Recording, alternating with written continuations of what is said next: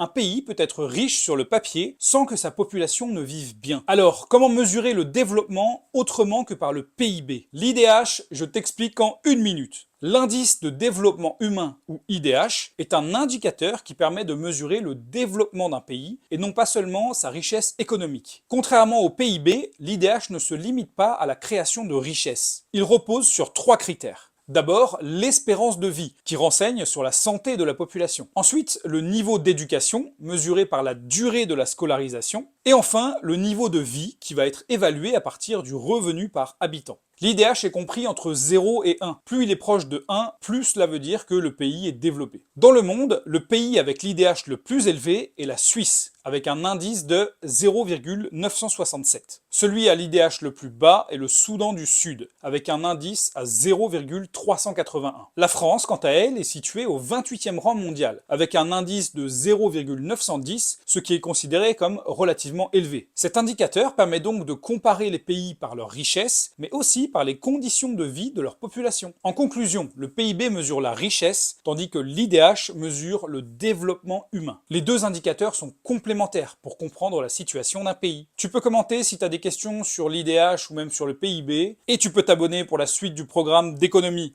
Force à vous!